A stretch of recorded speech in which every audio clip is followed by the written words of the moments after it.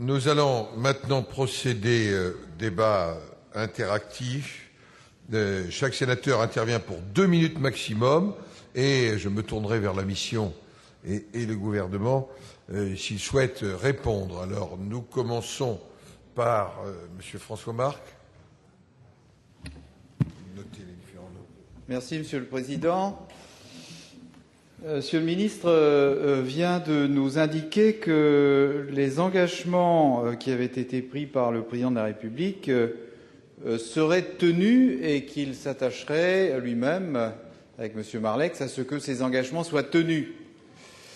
Alors ceci est tout à fait plaisant comme propos et on peut, entendant cela, se demander si les engagements qui ont été pris par ces gouvernements de l'UMP depuis 2002 ont été tenus, et je pense en particulier à la décentralisation. On nous a dit quoi au moment de la décentralisation? Que c'était un texte qui appelait une dimension solennelle par son inscription dans la Constitution. Et dans la Constitution, il nous a été dit on va respecter scrupuleusement 2 exigences. La première portant sur l'autonomie financière et fiscale des collectivités, et la seconde portant sur la péréquation. S'agissant de l'autonomie financière et fiscale, il y a eu effectivement une loi d'orientation qui a été instituée, qui a été votée au Parlement, et cette loi a fait apparaître un certain nombre de principes pour que l'on veille à respecter cette autonomie. Donc la question que je pose au ministre est très clairement la suivante. Est-ce que les engagements qui ont été pris solennellement dans le cadre du vote de cette loi de décentralisation seront tenus en ce qui concerne l'autonomie financière et fiscale? Est-ce que les recettes de substitution dont il a été fait état à l'instant permettront aux collectivités publiques de fixer elles-mêmes les taux des contributions qui sont appelées à financer les besoins des collectivités? C'est une question simple, elle appelle une réponse simple. Et le deuxième aspect de mon interrogation porte sur la péréquation. Il avait été indiqué dans la Constitution qu'il y aurait une loi également sur la péréquation. Elle n'est jamais venue. Le rapport qui nous a été présenté et qui sert de base à notre discussion aujourd'hui a lourdement insisté sur la nécessité d'aller beaucoup plus loin dans la péréquation. Donc, deuxième aspect de ma question, Monsieur le Ministre, est-ce qu'il y a là aussi des engagements qui pourraient être tenus dès lors qu'ils ont été inscrits dans la Constitution? En tout cas, pour l'instant, on n'a rien vu venir et ceci jette un doute sur cette capacité du gouvernement à respecter les engagements dès lors que ceux qui étaient déjà pris n'ont pas été tenus à ce jour. Alors, Monsieur Marlex répond pour 1 minute 30 pour que nous équilibrions. J'ai beaucoup de demandes. Oui, Monsieur le Sénateur, sur l'obligation constitutionnelle à transfert de charges, transfert de compétences, la commission des évaluations s'est réunie plus de 20 fois, 25 fois exactement, et donc a travaillé tout à fait normalement pour que cette disposition constitutionnelle soit une réalité concrète. Qu'on le veuille ou non, les choses se sont passées comme prévu dans les textes. Sur la péréquation, l'État, bien entendu, a le souci d'organiser une péréquation efficace en faveur des territoires les plus défavorisés. Depuis 2003, là aussi, ce principe a d'ailleurs une valeur constitutionnelle qui n'existait pas avant. La dotation globale d'équipement, la DGE, mais surtout la dotation globale de fonctionnement, la DGF, sont réparties de façon à soutenir les collectivités qui ont le moins de moyens ou le plus de charges. La part de la DGF consacrée à la péréquation, Monsieur le Sénateur, est en constante augmentation. Pour les communes, elle représentait 19% de la DGF totale en 2005 et 22% en 2008. Pour les départements, 9,2% en 2005 et 11% en 2008. Pour les régions, 1,9% en 2005 et 2,9%, donc 1% de plus, en 2008. Alors je rappelle aussi qu'en 2009, la DSU, la dotation de solidarité urbaine pour les grandes villes et la dotation de solidarité rurale, la DSR, progressent chacune de 6%. Et je signale que pour la DSR, c'est une évolution positive, constante maintenant depuis 6 années. Et c'est 3 fois plus que l'augmentation moyenne de la DGF cette année, qui est à 2%. Et vous en conviendrez, bien plus que l'inflation constatée. Alors, dans le cadre d'ailleurs de la réforme de la fiscalité locale, on veillera avec Brice Hortefeux, naturellement, à ce que l'objectif de péréquation, qui est une constante, soit tout à fait bien poursuivi. C'est un impératif pour assurer effectivement l'égalité des chances entre les territoires de nos régions. Bien, la parole est à Monsieur Jean-Pierre Fourcade. Pour 2 minutes maximum, je me permets d'insister, vu le nombre d'inscriptions. Messieurs les ministres, l'excellent rapport de la mission temporaire et le très bon discours d'orientation que vient de nous présenter M. Hortefeux me laissent un peu sur ma faim. Sur un point qui est le suivant. Nos concitoyens, dit-on, ne comprennent rien à l'imbrication des compétences, à la répartition des crédits, aux doubles emplois, etc., etc. Mais il faut savoir que ça déborde très largement le pur domaine institutionnel. L'eau potable nous est délivrée par un grand syndicat régional. Le traitement des déchets, c'est une autre structure. Les problèmes scolaires, c'est à la fois la région, le département et la commune. Les problèmes d'état civil, c'est évidemment la commune, mais voilà qu'on vient de nous imposer la mise en place de passeports extrêmement compliqués avec des machines qui ne fonctionnent pas. Et par conséquent, c'est encore un système compliqué. Donc, j'aurais souhaité poser la question suivante.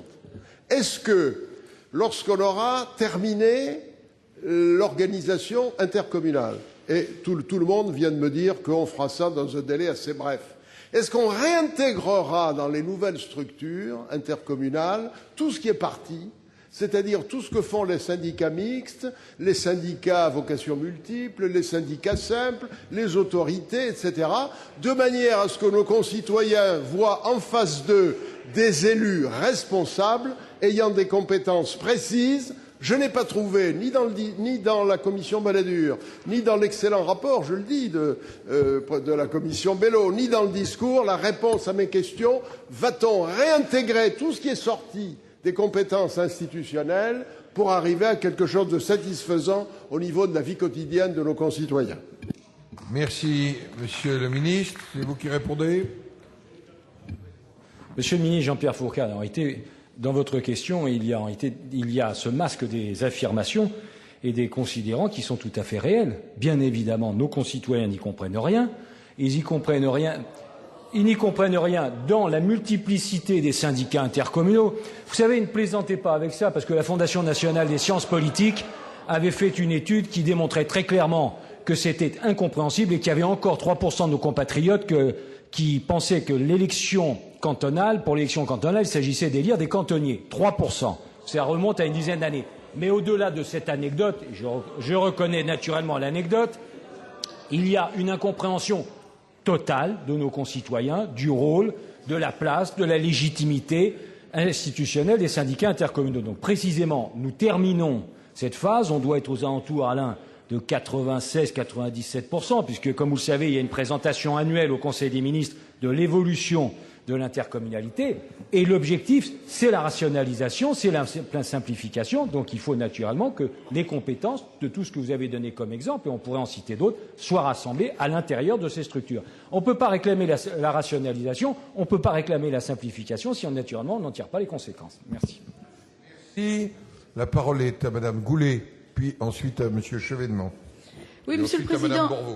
Monsieur le Président, Messieurs les ministres, lors du dernier débat interactif, qui est une formule vraiment innovante et intéressante, je m'étais interrogée sur l'absence de dispositions relatives au cumul des mandats dans ce texte qui est relativement important. Je constate qu'aujourd'hui, dans les 90 propositions, rien ne concerne ce sujet. Bien au contraire, certaines propositions visent à avoir ce conseiller territorial n'avoir qu'un mandat pour 2 fonctions. Est-ce que vous pensez, Monsieur le Ministre, bientôt nous proposer quelque chose concernant ce sujet? Nos concitoyens veulent de la proximité et de la lisibilité.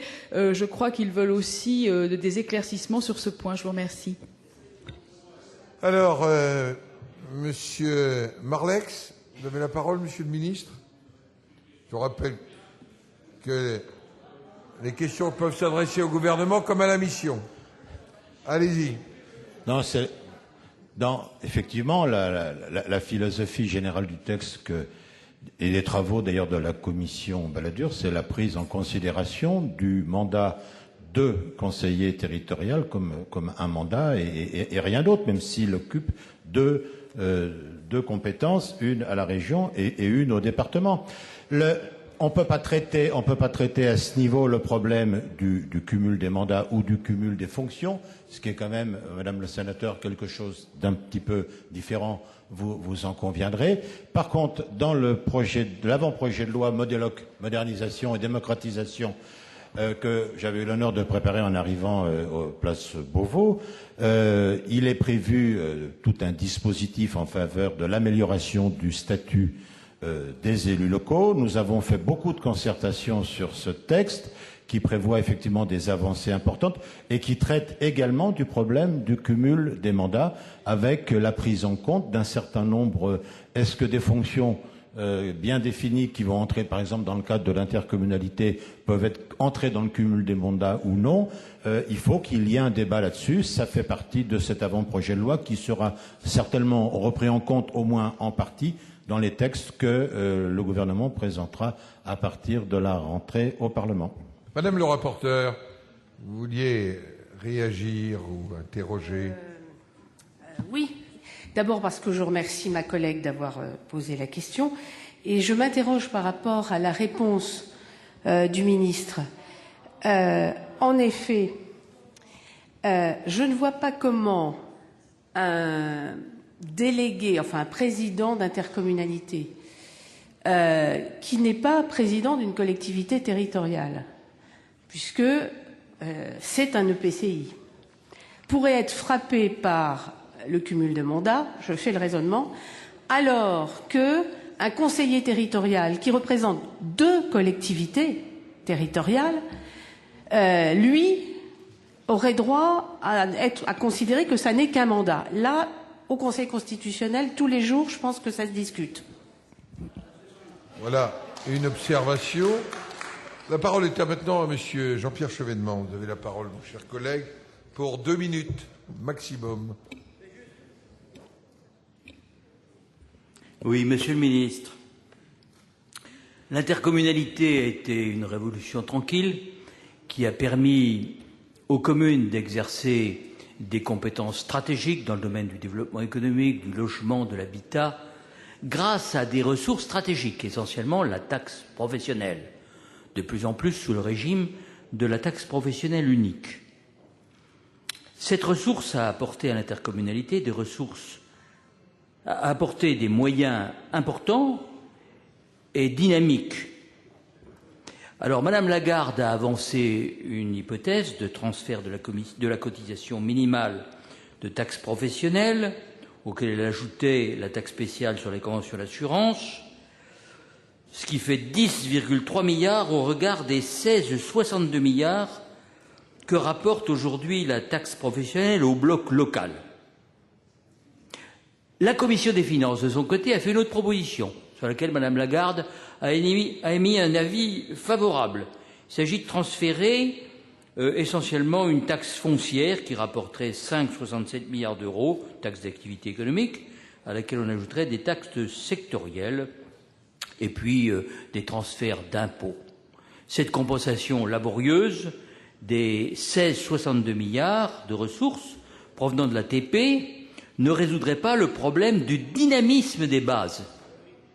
Celui de la taxe professionnelle est traditionnellement plus élevé que celui des autres taxes locales, dont le produit au demeurant ne manquera pas d'être affecté par la baisse des valeurs foncières en temps de crise.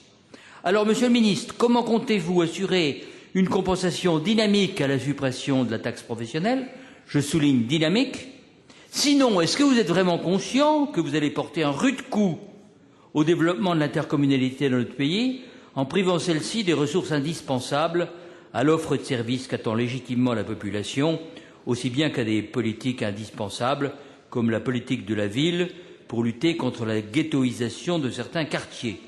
N'avez-vous pas d'autres propositions à nous faire? Monsieur le Ministre. pour répondre à cette question. Oui, monsieur le ministre Jean-Pierre Chevènement, je vais répondre sur le fond à votre question. Mais je voudrais avant, puisque c'est le 10e anniversaire des lois Chevènement qui ont fondé dans notre pays, et avec le succès que l'on connaît, l'intercommunalité, je tiens à faire ce rappel et vous dire, mais bien sûr, voilà, que 95% de la population vit sous le régime d'une intercommunalité et une fraction encore plus importante de notre territoire, et que la tâche du gouvernement, en liaison bien entendu avec le Parlement, c'est de terminer la carte de l'intercommunalité, objectif prioritaire. Deuxièmement, d'arriver à un approfondissement de l'intercommunalité. Troisièmement, de revoir, comme le souhaitait la Commission et M. Bello et Mme Jacqueline Braun en parlaient tout à l'heure, et M. Cordinger aussi, de revoir la composition, le rôle et les missions de la commission départementale de coopération pour franchir convenablement ces nouvelles étapes. Alors le problème des ressources que vous évoquez, il est tout à fait fondamental, bien entendu. La taxe professionnelle, son devenir, le problème de son évolution est traité actuellement au niveau des commissions des finances dans le cadre de la préparation du budget 2010. C'est le Parlement qui vote l'impôt, n'est-ce pas? C'est donc les commissions des finances du Sénat et de l'Assemblée travaillent. Madame Lagarde et Monsieur Éric Woerth ont consulté d'ailleurs, je le sais, les parlementaires et la commission des finances. Et la réponse, je ne peux pas vous l'apporter aujourd'hui parce que les travaux ne sont pas finis. Des simulations importantes sont en cours à Bercy. Mais bien entendu, ce sera une préoccupation majeure pour le gouvernement, non seulement de préserver cette ressource qui est indispensable au développement aussi de l'intercommunalité, mais de lui donner, comme vous le souhaitiez selon votre formule, un véritable dynamisme économique qui lui permette d'aller plus loin dans l'intercommunalité. Nous partageons, je le vois avec beaucoup de satisfaction, le même objectif. Bien, Madame la Présidente Nicole Borvo-Séat. Monsieur le ministre,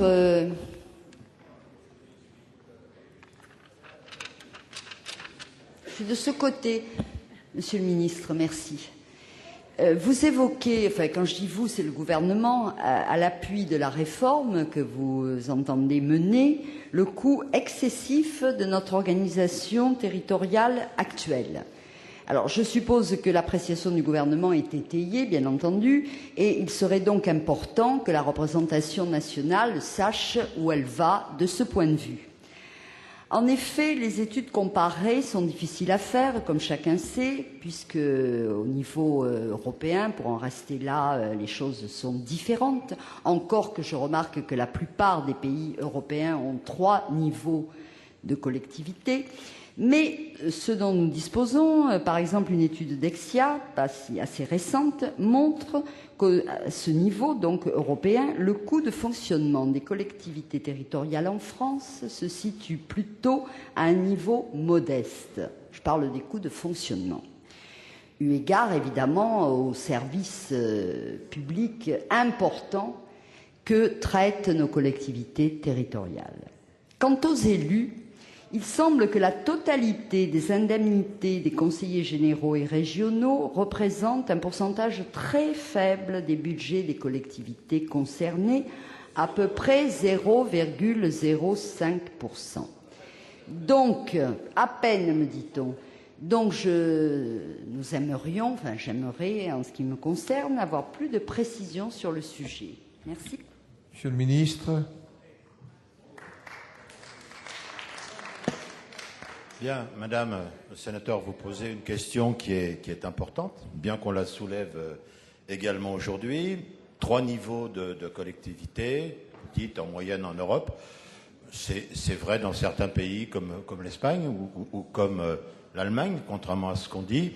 Bon, est-ce que ça engendre des surcoûts de fonctionnement importants ? Certainement au niveau des financements croisés. Tout le monde l'a constaté sur tous les bancs de cette Assemblée depuis le début. par contre, il n'est pas question de considérer que le niveau des rémunérations des élus constitue un surcoût. La plupart travaillent, on le sait, avec beaucoup de bénévolat, et je crois que le chiffre total du coût des salaires des élus, c'est 70 millions d'euros annuellement, ce qui est effectivement, chacun peut en convenir, est un chiffre extrêmement raisonnable. Je pense que le problème n'est pas là véritablement. Ce qui est important, c'est que, par exemple, on parlait à l'instant avec M. Chevènement de l'intercommunalité.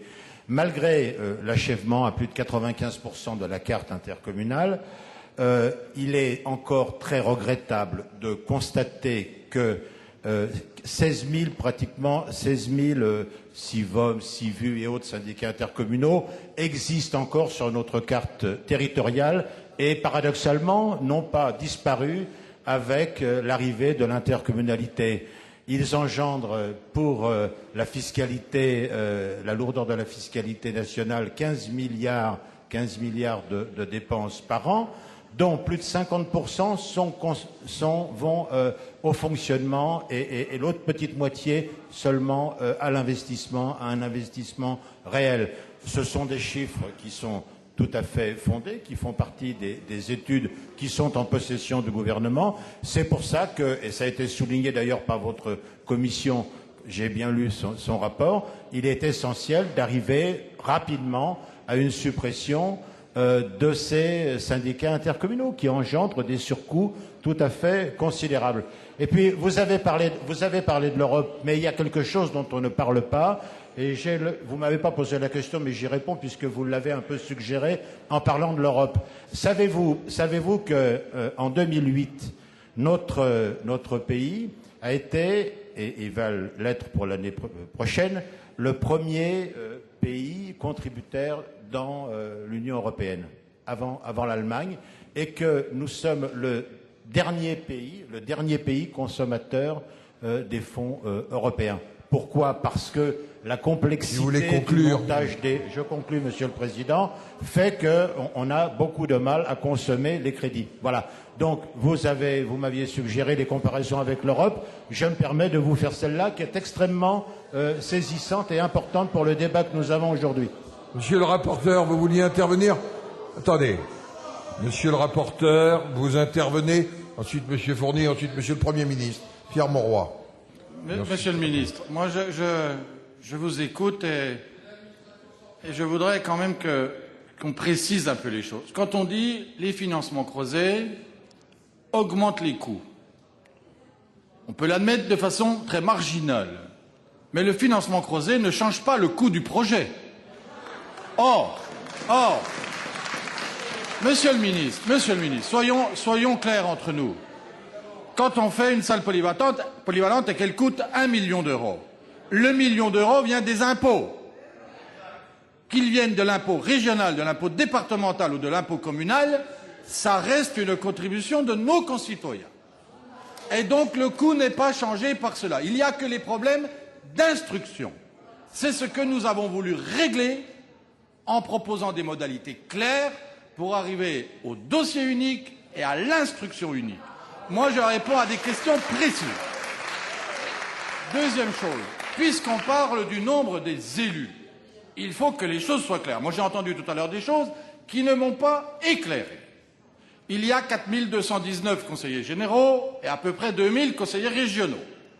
Ça fait donc 6200 élus. 6200 élus. Tout à l'heure, j'ai entendu quelqu'un qui rapportait, qui intervenait au nom du groupe UMP, qui disait on va réduire de 25 à 30%.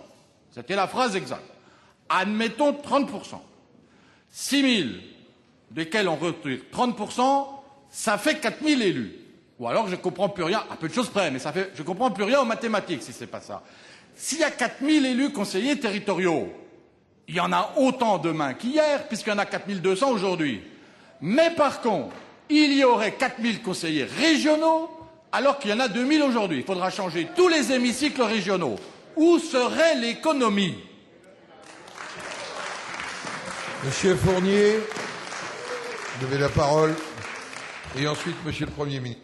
Monsieur le Président, Monsieur le Ministre, mes chers collègues, la réforme des collectivités territoriales est une question tellement importante qu'il est important de donner effectivement à ce chantier toute l'ampleur qu'il mérite. Je n'ai pas partagé toutes les conclusions des différents travaux menés sur ce sujet au cours de ces derniers mois, mais je tiens tout de même à souligner ici la qualité des débats que nous avons eus au sein de la mission temporaire sur l'organisation et l'évolution des collectivités territoriales présidée par le sénateur Bello. Je crois cependant que nos concitoyens attendent de nous que nous fassions preuve d'audace et de détermination, quitte à bousculer quelques habitudes. Je suis pour ma part convaincu que nous devons avancer clairement vers la fusion des départements et des régions afin de mieux répondre aux grands enjeux économiques et d'aménagement du territoire auxquels la France est aujourd'hui confrontée. Comme de nombreux de nos collègues, je crois nécessaire de nous orienter vers la création de conseillers territoriaux, mais ce mouvement prendra, j'en suis conscient, du temps, ne serait-ce qu'en raison des dates des futurs renouvellements de cette Assemblée. Il nous faut donc agir en parallèle dès maintenant pour préparer et accompagner ce mouvement dans les meilleures conditions. Cela passe, selon moi, par une série de décisions simples et d'application immédiate. Premièrement, renforcer l'échelon intercommunal en favorisant le regroupement des EPCI et pour cela notamment nécessaire de lever les freins existants. À titre d'exemple, la perte de la dotation de développement rural lors de passage de certains seuils de population en cas de regroupement intercommunaux peut en effet se révéler terriblement dissuasive. Deuxièmement, mettre un terme à la clause de compétence générale qui est source de gaspillage et d'inefficacité des politiques publiques. Cette mesure pourrait s'appliquer dès 2010 pour les départements et être progressivement étendue aux autres collectivités par la suite. Troisièmement, enfin, mettre en place un véritable statut de l'élu qui réponde à la fois aux problèmes très concrets vécus par les élus locaux et en particulier les maires de communes rurales, en leur offrant une vraie possibilité de formation, une véritable couverture sociale et une protection juridique adaptée. Il faudrait d'ailleurs faire en sorte que les moyens mis à la disposition des élus pour exercer leur mandat ne soient pas prélevés sur le budget des communes. Si vous voulez conclure. En effet, bien souvent, vous le savez tous, en dessous du seuil de 3 500 habitants, les budgets communaux ne permettent pas aux élus de s'accorder des indemnités décentes. Je souhaiterais, par exemple, qu'un mécanisme soit examiné pour que, dans les petites communes, ces moyens soient prélevés directement sur le budget de l'État. Voilà, Monsieur le Ministre, les quelques points de sujet sur lesquels je souhaitais recueillir votre sentiment et connaître l'intention du gouvernement. Monsieur Marleix. Oui, Monsieur le Président, je vais répondre à Monsieur Fournier, le sénateur du Gard, sur les évolutions de la DSR et la DDR, qui sont en progression constante, je l'ai dit tout à l'heure, et qui vont continuer, bien entendu, de progresser. Sur l'évolution du statut des élus locaux, le rapport Balladur n'évoque pas le sujet. Le rapport Bello y consacre une partie et indique en particulier qu'il conviendrait d'améliorer le statut juridique des élus. Et la commission de M. Bello a parfaitement raison sur ce point. Alors, l'AMF exprime aussi cependant des demandes récurrentes sur le sujet. Le statut des élus, Monsieur le Sénateur, est d'ores et déjà relativement complet. Le gouvernement et le Parlement ont complété, enfin je devrais dire les gouvernements et le Parlement ont complété à plusieurs reprises le statut des élus au cours des dernières années. Difficile, Monsieur le Président, de parler. La question de la responsabilité pénale qui soulevait de nombreuses difficultés, Monsieur le Sénateur, a notamment été traitée par la loi dite Fauchon du 10 juillet 2000, et c'est à l'honneur du sénateur Fauchon et de cette Assemblée de l'avoir fait voter.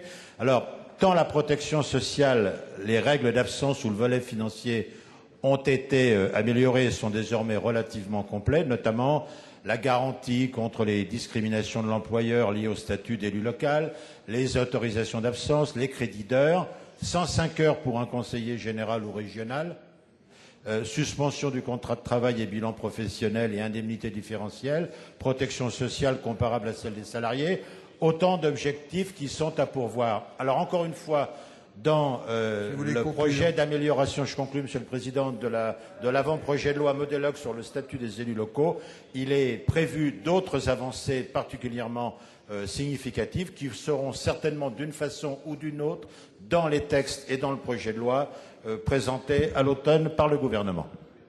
Madame la rapporteure, vous vouliez ajouter sur ce point? Non, c'est pas sur ce point. Je voulais un peu revenir en arrière sur les fonds européens, Monsieur le Ministre, puisque vous nous dites toujours qu'il y a un retour très important. Je crois quand même, puisqu'on parlait de formation, c'est ça qui m'y a fait penser, je crois qu'il y a une formation à faire auprès des élus locaux très importante sur l'utilisation des fonds européens, parce que on voit bien d'ailleurs que ce sont en général les villes ou les départements, etc., qui avaient autrefois des zonages, qui sont aujourd'hui encore les plus efficaces pour attirer les fonds européens. Aujourd'hui qu'il n'y a plus de zonage, on voit bien que c'est ceux qui avaient l'habitude de pratiquer, je dirais, les fonds européens qui en tirent aujourd'hui encore le plus de bénéfices. Donc je crois que formation, c'est important. Deuxièmement, je ne suis pas sûre, je le dis avec le plus de modération possible, que l'État favorise, ou les fonctionnaires dans les préfectures régionales favorisent toujours la consommation des crédits européens. On nous demande tellement de choses, tellement de dossiers, tellement de complications, enfin voilà, que ça n'est pas facile. Et donc je pense qu'il y a une statistique qui serait peut-être intéressante à regarder, Monsieur le Ministre, c'est de voir si en Alsace on consomme pas plus de crédits qu'ailleurs. Parce qu'en Alsace, c'est le conseil régional qui s'occupe de la diffusion des fonds européens. Et nous proposons d'ailleurs dans notre rapport, que ce soit généralisé aux institutions régionales, territoriales. Et je pense que ça serait peut-être plus efficace pour coordonner les fonds européens avec les politiques publiques territoriales. Voilà. Merci, Madame le rapporteur. Vous vouliez, Monsieur le ministre, très brièvement répondre à Madame le rapporteur. Vous répondre à Madame le rapporteur, Madame Gourault. L'AMF, et je la remercie, a sensibilisé les élus à ce problème. C'est un problème que la France ne connaissait pas il y a quelques années, à l'époque des anciens programmes des 2B, des 5B, etc. Bon, ce problème, il est récurrent depuis quelques années et il joue sur des sommes considérables. Et la France, qui était un bon élève de la consommation des crédits européens, est devenue, avec l'élargissement, et tout en étant premier contributeur de tous les pays de l'Europe, un mauvais élève au niveau de la consommation. Monsieur le sénateur, je vous le démontrerai.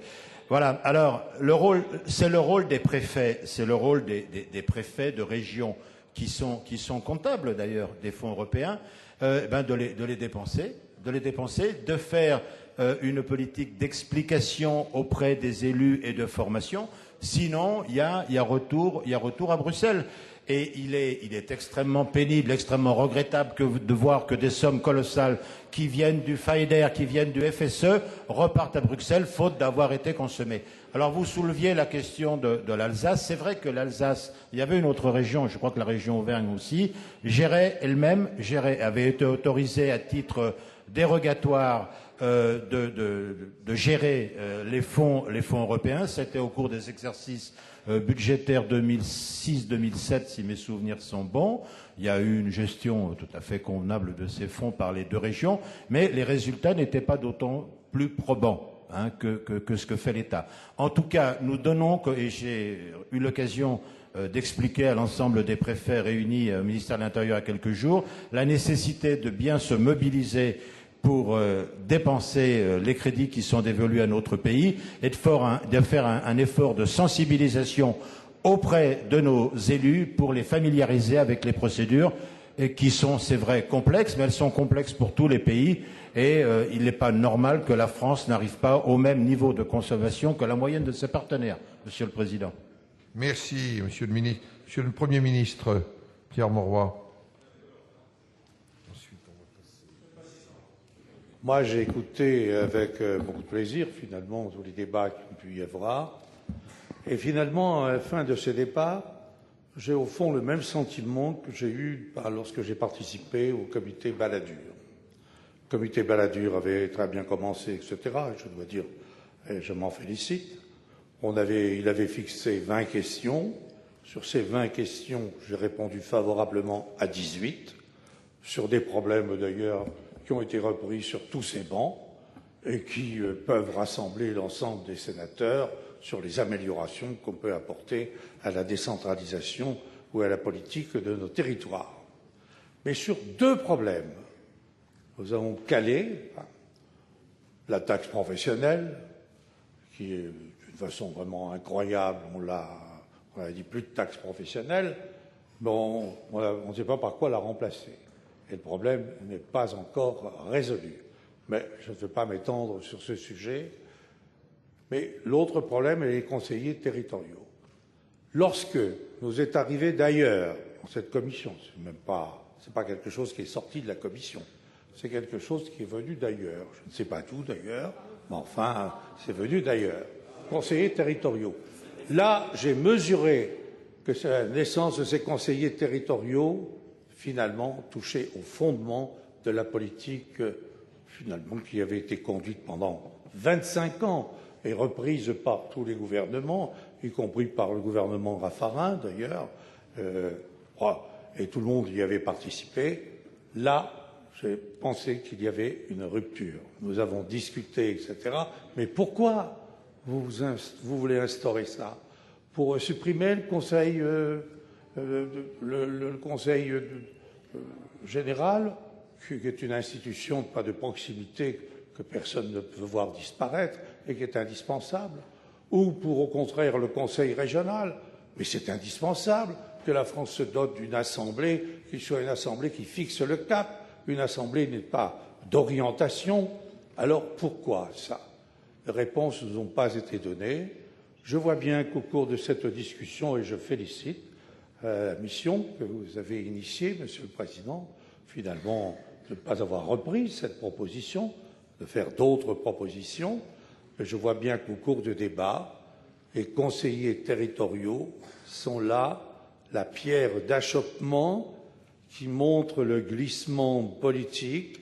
Et lorsque le ministre termine en disant sa détermination finalement de modifier les fondements de la politique sur laquelle il y avait un large consensus, oui, sans doute, il y a sur ce plan-là une volonté de rupture. La volonté de rupture, Monsieur le ministre, c'est à partir des conseillers territoriaux, de ce que ça implique, de ce que ça va changer et de ce que nous ne pouvons pas accepter. C'est bien que les débats qui reprendront devront nous apporter des éclaircissements, faute de quoi on aura mis fin à ce grand élan de décentralisation, de régionalisation, à ce grand élan de la loi de chevènement qui avait permis finalement de pouvoir réussir par cette politique qui a montré ne pas sa pleine capacité, politique qui a rassemblé ne pas nos territoires. Voilà. Mais là, il y a une volonté de changer, une volonté de modifier, qui va plus loin que ce qu'on nous dit. Eh bien, le débat reste ouvert sur ce plan-là et nous le reprendrons en octobre. Monsieur le ministre, pour répondre au Premier ministre. Ensuite, ce sera Monsieur Dallier, Monsieur Blanc et ensuite Monsieur Fortassin. Puis Monsieur Navarro. Je suis d'accord, Monsieur le Président, avec Monsieur le Premier ministre Pierre Mauroy. Le débat, nous le reprendrons. Nous l'avons ouvert aujourd'hui. Nous le reprendrons. Nous aurons un vrai débat. Et Monsieur le Premier ministre, je vous ai toujours écouté avec beaucoup d'estime et de respect. Et je suis très heureux que, si j'ai bien compris, on termine la séance sur la contribution de Monsieur le Premier ministre. Ah non. Non, mais Monsieur le ministre, on dit le débat est clos, alors moi j'écoute. Bon, alors nous allons reprendre ce débat à l'occasion du débat sur le texte qui se présentera le gouvernement à la rentrée. Simplement, l'objectif, Monsieur le Premier ministre, du conseiller territorial est de rapprocher le département de la région. Le gouvernement n'entend pas supprimer ni le département ni la région. Il s'agit surtout d'améliorer l'efficacité et de donner davantage de proximité aux deux institutions qui sont les piliers de notre système territorial, tout simplement.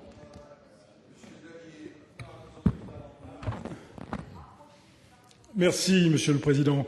J'ai cru à un moment donné que je n'allais pas pouvoir parler d'un sujet qui me tient particulièrement à cœur. Monsieur le Ministre, mes chers collègues, en 4h30 de débat, nous avons entendu 2 fois prononcer le terme de Grand Paris. Une première fois par Bernard Saugé, qui a fait une simple allusion en parlant du problème des métropoles. Lui voulait évoquer la problématique du Grand Lyon et de l'Isère jusqu'à Grenoble.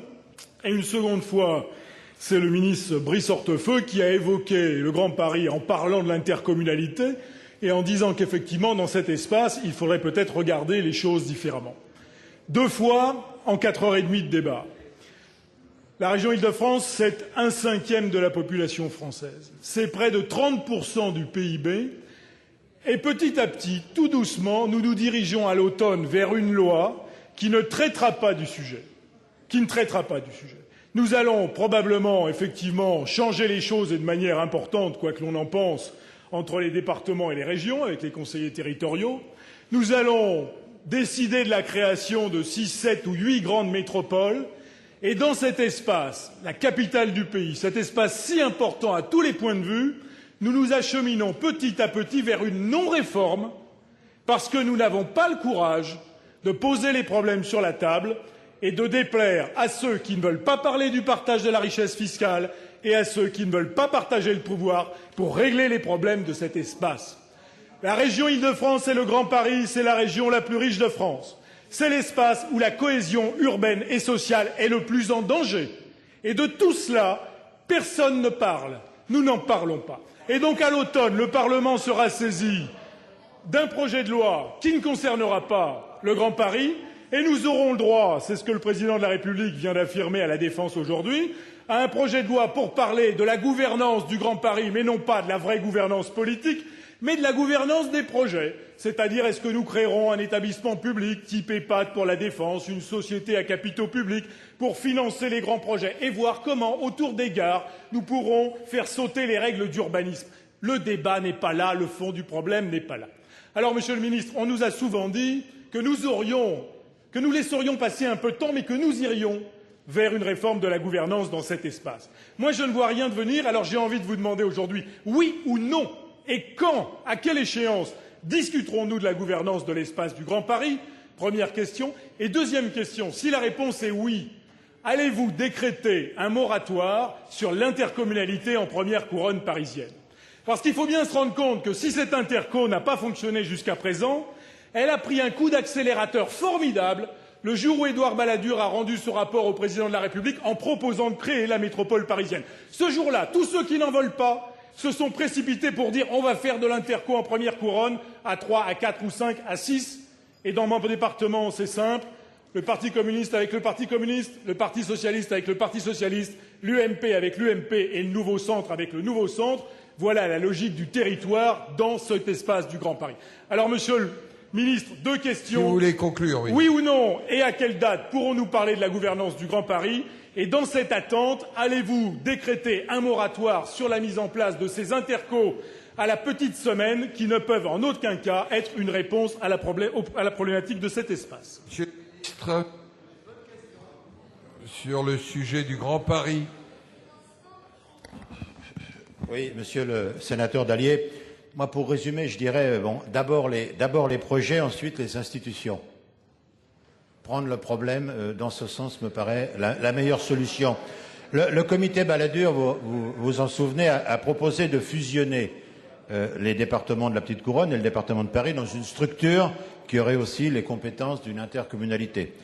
Monsieur Balladur a ensuite, à titre personnel, s'est prononcé pour une communauté urbaine de Paris englobant les communes voisines pour préfigurer en quelque sorte cette évolution. Alors la mission sénatoriale préconise de poursuivre la réflexion et je crois quand même qu'à l'heure où les métropoles mondiales comptent plus de 10 millions d'habitants, permettre à Paris de tenir toute sa place sur l'échiquier mondial est indispensable, vous en conviendrez. Je sais que vous en êtes convaincus d'ailleurs, bien entendu. Mais je pense que les structures doivent découler d'une vision d'ensemble du Grand Paris. Et au-delà de l'absence de consensus, il faut dire les choses sur le sujet, il y a lieu de procéder tout d'abord, me semble-t-il, par des réalisations concrètes. Le Président de la République, d'ailleurs, a souhaité que de nombreux projets relatifs au Grand Paris soient étudiés et lancés rapidement. Et je suis tout à fait convaincu que comme je vous le disais au début, que les structures aptes à les porter en découleront obligatoirement in fine. Voilà. Quant à l'intercommunalité et à son achèvement, nous examinons bien sûr très, très attentivement les projets qui sont en cours. Les choses ont bougé vite. Nous avions réuni les préfets concernés il y a quelques mois. Nous allons le faire à nouveau et je pense que c'est la meilleure façon de faire évoluer les choses. Monsieur le rapporteur, sur ce point. Oui, sur ce point, moi, je veux dire à Philippe Dallier que peut-être qu'il est peut-être arrivé en retard ou il n'a peut-être pas prêté attention à nos propos. Mais nous n'avons pas parlé, nous, du Grand Paris, nous avons parlé du périmètre de la mégapole parisienne. Alors on peut se débattre des heures durant sur les textes. En tout cas, la position de la mission, ça a été de dire qu'il fallait faire émerger une gouvernance démocratique sur cette mégapole. Je crois qu'on est d'accord là-dessus. Oui, non mais on rappelle notre position parce que nous n'avons pas été pris en compte dans le... Vous avez dit, mon cher collègue, que seules 2 personnes ici même avaient parlé de ça, alors que nous avons discuté de ça dans la mission. Simplement, ce qu'on constate, et c'est un regard extérieur, c'est qu'aujourd'hui sur Paris, les choses commencent à bouger, sur Paris, sur le Grand Paris, sur la mégapole parisienne, ça commence à bouger, mais que c'est vrai que par rapport aux autres territoires, c'est pas le territoire le plus avancé sur la réflexion interterritoriale, je vais dire comme ça. Nous partageons votre point de vue, que c'est l'endroit, finalement, peut-être pas le seul, mais c'est un des endroits où les inégalités sont les plus, disons, visibles, les moins contestables.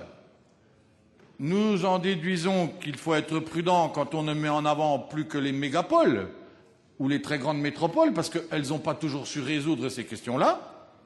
Donc attention à ce qu'on va écrire et préparer pour l'avenir. Et nous en déduisons, deuxième élément, qu'il faut des corrections et qu'il faut donc des fonds de solidarité renforcés, très renforcés, super renforcés par rapport à ce qui est aujourd'hui, pour corriger, autant que faire se peut, toutes ces inégalités. Donc on n'est pas loin de dire la même chose. C'est au gouvernement, bien sûr, de répondre en termes de projet de loi. Peut-être que le gouvernement est comme tout le monde, il attend lui-même d'y voir un peu plus clair dans ce qui va pouvoir être construit avec les acteurs locaux. Parce que si on imagine qu'on peut construire des outils vraiment participatifs de façon brutale dans un domaine comme celui-là, c'est aller à l'envers de ce qui s'est fait partout en France. Je veux le dire. L'intercommunalité, c'est d'abord un projet et c'est surtout un projet partagé. Ce n'est pas un projet imposé. Merci, monsieur le rapporteur, monsieur Jacques Blanc. Je rappelle à chacun de maîtriser son temps. Monsieur le Premier ministre disait que le débat sur les conseillers territoriaux était au cœur, en réalité, de la réforme. Moi, je ne crains pas de dire que c'est vraiment un élément fondamental d'un changement. Pour que ce changement soit réussi, et c'est la question que je pose, il faut que les conseillers territoriaux soient tous membres de l'Assemblée départementale et de l'Assemblée régionale. Ça me paraît indispensable. Et deuxièmement, il faut qu'on ne se laisse pas enfermer dans les critères de population, mais dans les critères aussi de représentation de territoire.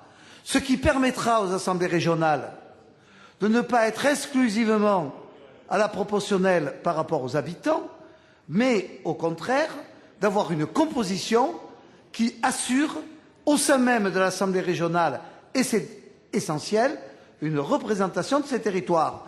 Il faut donc exactement, un département comme le mien ne peut pas se voir représenté qu'en fonction du nombre d'habitants. Comme déjà les députés seront exclusivement représentatifs du nombre d'habitants, puisqu'on supprime un poste de député dans mon département, soit, mais il faut au moins que demeure une représentation des territoires. Voilà pourquoi je souhaite, monsieur le ministre, que l'on s'engage résolument dans cette voie, mais en tenant compte des territoires.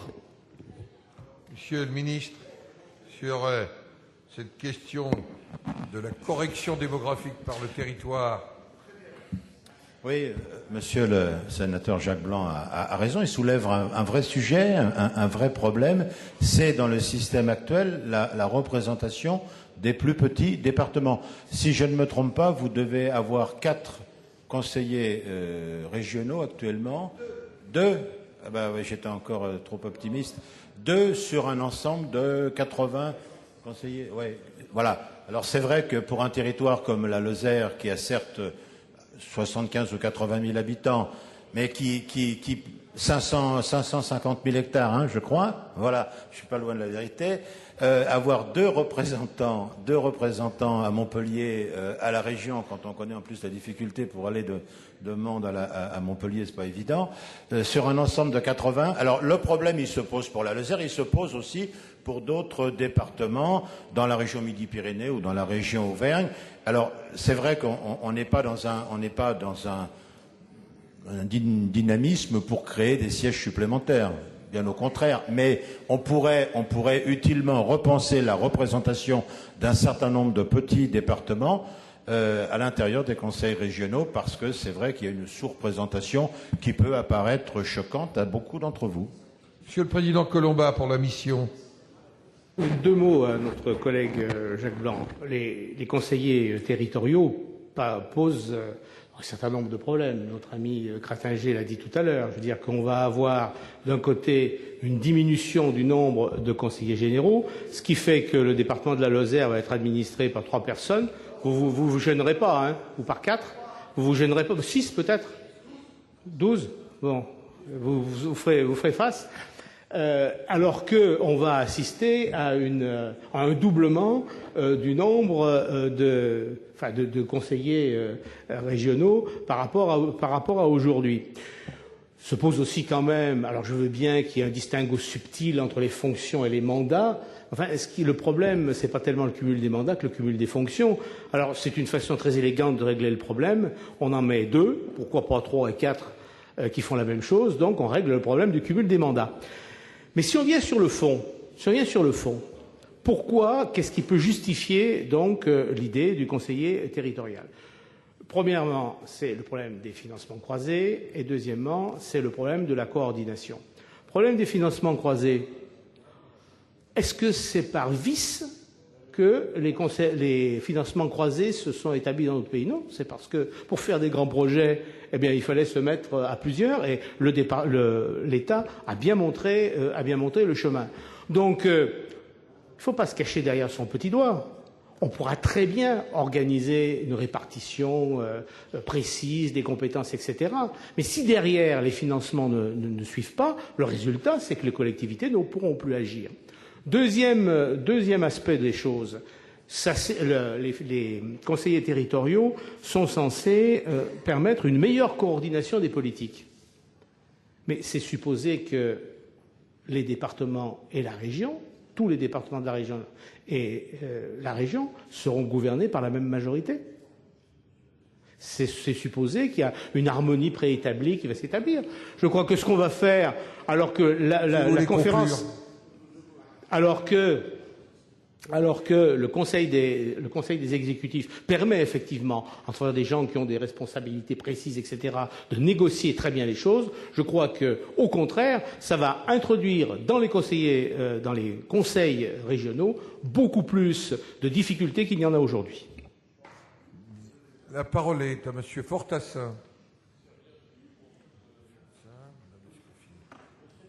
Monsieur le Président, Mesdames et Messieurs, moi, il y a des termes que j'aurais voulu entendre et que je n'ai pas entendus dans ce débat extrêmement intéressant, par ailleurs.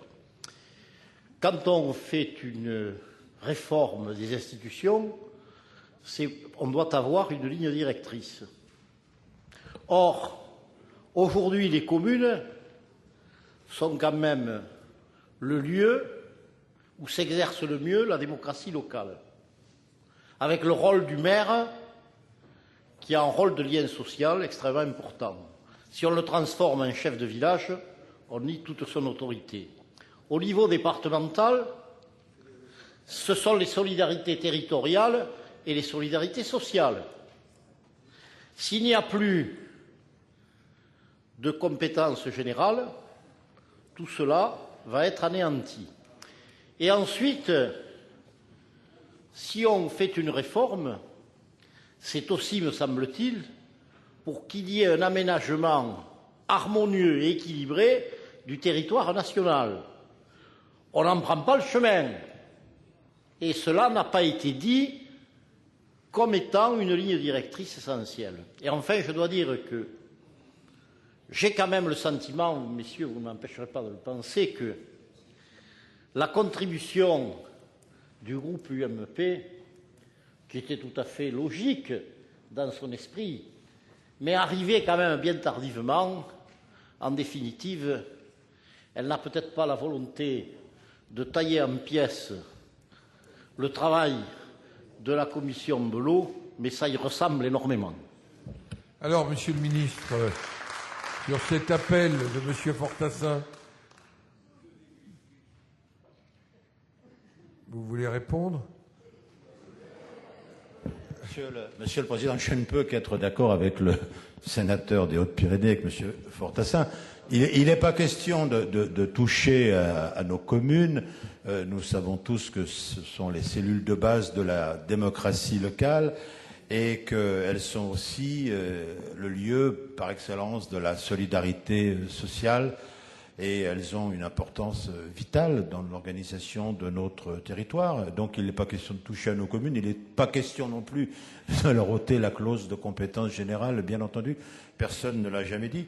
Au contraire, nous voulons que la commune puisse disposer de moyens plus importants et intégrer de vrais projets en rejoignant là où ce n'est pas encore fait. Encore que dans ce domaine, votre département soit tout à fait exemplaire, parce qu'il y a un taux de couverture de l'intercommunalité qui est tout à fait remarquable, et je sais que vous y avez contribué, je vous en félicite. Les communes peuvent développer plus facilement, convenons-en, des projets structurants et importants dans le cadre de l'intercommunalité qu'en restant isolés. Voilà. Mais encore une fois, nous entendons bien entendu maintenir la clause de compétence générale pour les communes et privilégier le développement de l'ensemble des communes dans un cadre de l'intercommunalité. Monsieur Navarro. Merci, Monsieur le Président, Monsieur le Ministre, Monsieur le rapporteur, mes chers collègues. Avant tout, je tiens à m'exprimer ma fierté de travailler depuis octobre dernier dans cette Assemblée. Sur des sujets comme l'avenir des collectivités territoriales, on mesure à quel point le Sénat est capable de dépasser le discours démagogique. On le voit bien en comparant les conclusions de la mission temporaire avec d'autres propositions. Certains vont jusqu'à proposer de façon populiste une réduction de 30 à 50% du nombre des élus départementaux et régionaux, sous le prétexte que ces élus coûtent cher et ne servent à pas grand-chose. C'est peut-être vrai pour ceux qui tiennent ce discours, c'est faux dans l'immense majorité des cas. Les élus de tous bords sont dévoués à la cause qu'ils défendent. On peut ne pas partager les mêmes orientations, on ne peut pas dire que l'élu qui les porte est inutile. Je dois remercier le président Belot et les membres de sa commission du courage qu'ils ont eu à maintenir leur position et leur rapport. On ne peut pas dire que supprimer 2000 conseillers généraux soit l'alpha ou l'oméga d'une politique d'aménagement des territoires. Ici, au Sénat, la mission s'est saisie des questions de fond. Par exemple, la création de conseillers territoriaux remplaçant conseillers généraux et régionaux dès 2014 n'a pas été retenue. La politique a besoin de lisibilité auprès de nos concitoyens pour les intéresser à la chose publique. Et ces conseillers territoriaux fragiliseraient le maillage du territoire. Bien sûr, il faut davantage clarifier. La mission s'est accordée pour dire que chacun des échelons territoriaux doit remplir des missions bien distinctes. Les départements jouent un rôle essentiel en matière de solidarité sociale et de proximité. Les régions ont quant à elles des missions stratégiques pour le développement futur du territoire. Pourquoi veut-on casser ces deux institutions qui marchent très bien? Si vous voulez conclure. Ces deux mandats n'ont rien à voir l'un avec l'autre. Il serait aberrant de les regrouper. J'espère que les vacances aidant, que ces travaux seront reconnus et écoutés à la rentrée. Quelqu'un souhaite réagir à la question de M. Navarro, Monsieur le Ministre? Je reconnais que c'est dense. Vous voulez... Oui, Monsieur le Président, le sénateur Navarro est l'élu d'un département que j'aime beaucoup. Donc je vais essayer de répondre à sa question, mais il a apporté lui-même les éléments de réponse. Je vais simplement vous dire que, monsieur le sénateur, le gouvernement n'entend rien casser. Il veut simplement restructurer, clarifier les compétences entre les départements et les régions. Voilà, ça nous semble une obligation. C'est tout le débat que nous avons depuis 3 heures de l'après-midi et qu'on va reprendre avec l'examen des textes à la rentrée.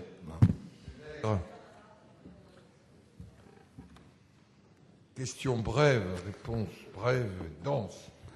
Monsieur le Président, Monsieur le Ministre, chers collègues, je me félicite d'abord de l'excellent rapport de la commission Bello parce qu'elle éclaire bien ce sujet qui est un sujet, et là c'est un constat que je fais, qui est un sujet quasiment historique, dans la mesure où depuis la Révolution, nous n'avons pas vu une telle évolution institutionnelle aussi puissante. Donc merci pour ce travail de fond. Deuxièmement, au-delà de ce constat, je voulais apporter un accord et un soutien au gouvernement et au ministre parce que les grandes orientations telles qu'elles ont été définies tout à l'heure par Brice Hortefeux, le ministre de l'Intérieur, me conviennent parfaitement, que ce soit au niveau, par exemple, de ces orientations de simplicité. Il est grand temps, et vous l'avez dit tout à l'heure, le ministre Fourcade l'a rappelé, aujourd'hui nos concitoyens ne s'y retrouvent plus. Donc il est temps que nous améliorons les choses dans ce domaine-là. Deuxièmement, nous n'avons pas été élus pour gérer l'immobilisme. Et donc, dans ces conditions, être au XXIe siècle et faire avancer les choses, c'est une bonne initiative. Pour autant, j'ai une question maintenant, Monsieur le Ministre, à vous poser. Je viens d'entendre avec satisfaction que vous disiez, en répondant à un de nos collègues, que vous disiez, comme l'a d'ailleurs tout à l'heure Brice Hortefeux, que la commune restait une institution privilégiée. Alors, quant à moi, je suis très favorable pour renforcer, et au-delà des compétences de la communauté urbaine, les compétences structurelles des futures métropoles. Les compétences structurelles. Et j'entends par là l'aménagement du territoire, j'entends par là le développement économique, voire les transports, où la commission Bello propose une autorité organisatrice unique, et je proposerai en tant que rapporteur du Grenelle II d'aller au-delà de l'article 18. Si vous voulez conclure. Alors ma question est, quelle place dans les futures métropoles pour les communes? Monsieur le ministre, sur les métropoles, et je vois M. Cratager, à moins que vous préfériez que la mission réponde d'abord. Non, moi j'ai pas. Le débat est lancé, c'est un des points forts, bien entendu, de la réforme. J'ai vu que la ville à laquelle vous faites allusion fait partie du lot des 8 métropoles qui. Bon, il faut avoir un débat. Il est nécessaire d'avoir un débat technique approfondi. Contrairement à ce qu'on disait tout à l'heure, le projet n'est pas écrit. Il reste à faire. Il y a le mot lui-même et la définition de la métropole peut être très différent selon les pays. Il ne faut pas qu'il y ait de confusion entre les métropoles, les aires métropolitaines, parce qu'on va un peu vite des fois quand on dit métropole. Il y a toutes sortes de métropoles. Voilà, même en Europe. Barcelone a été métropole, n'est plus métropole, va redevenir métropole. Milan n'a jamais été vraiment métropole, ils ont pas pu y arriver.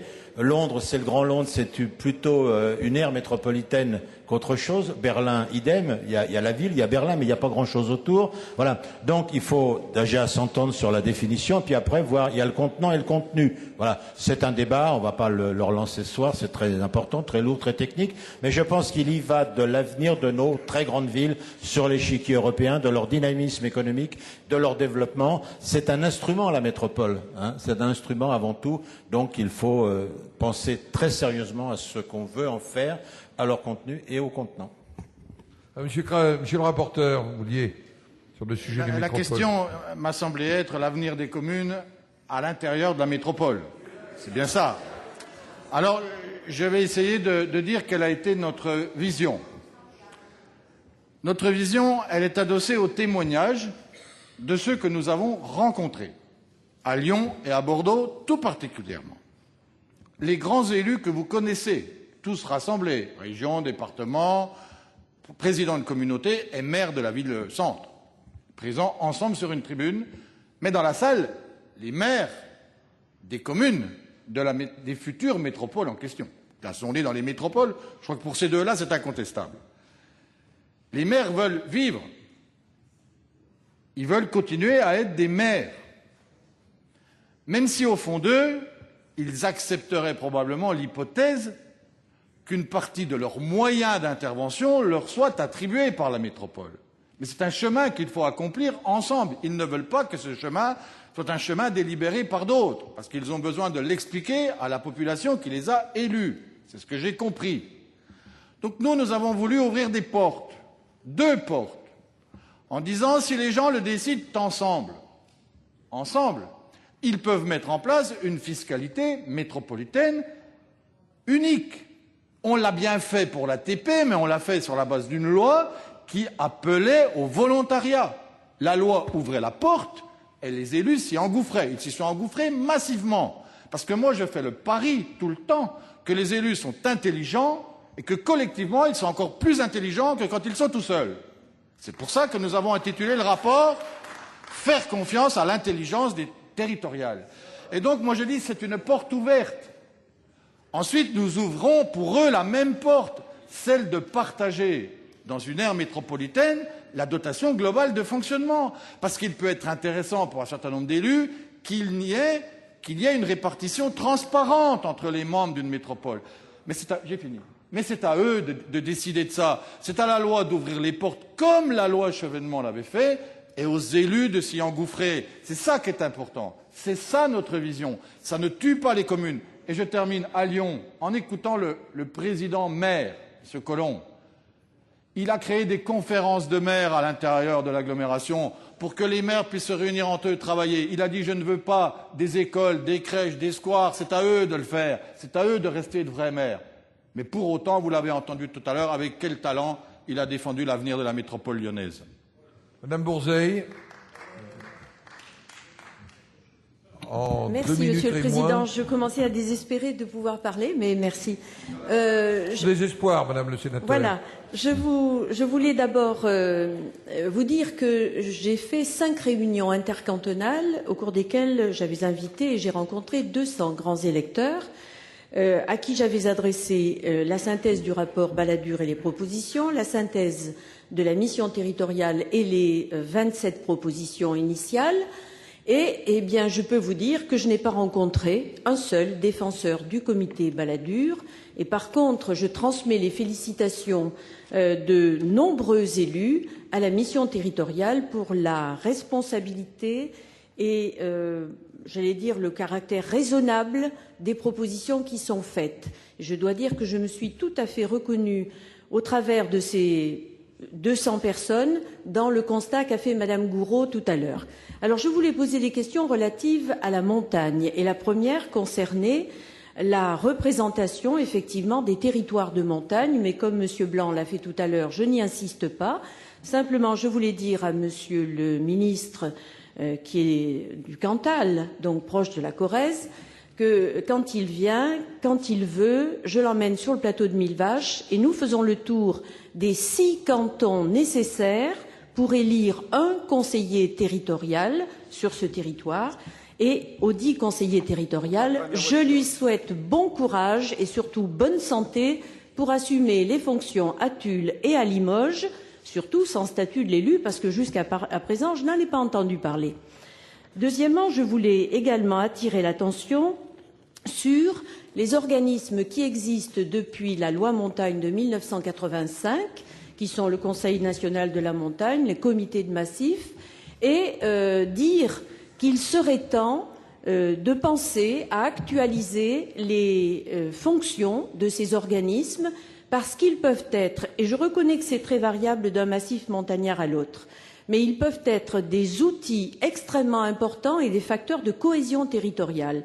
Et je veux citer en particulier le programme opérationnel du Massif central qui a permis de mobiliser des fonds structurels européens sur une durée de 6 ans. Enfin, et dernier point, les élus de la montagne veulent une juste rémunération de l'espace qu'ils entretiennent à quelques-uns pour le mettre au service de tous et que ça suppose sans doute une fiscalité environnementale spécifique ou une dotation globale de fonctionnement majorée et surtout une péréquation entre les territoires. Alors, Monsieur le ministre, pour répondre sur ces questions sur la montagne, notamment. Attendez, j'ai des inscrits. Ensuite, ce sera Monsieur Bordier, Monsieur Lestri, Madame Escoffier. Oui. Bien, Madame le sénateur. Oui. J'étais à vos côtés à Tulle, à l'Assemblée générale des maires de la Corrèze la semaine dernière. Vous ne m'aviez pas fait cette invitation, j'étais sur place, mais je reviendrai avec grand plaisir pour visiter le plateau de Millevaches.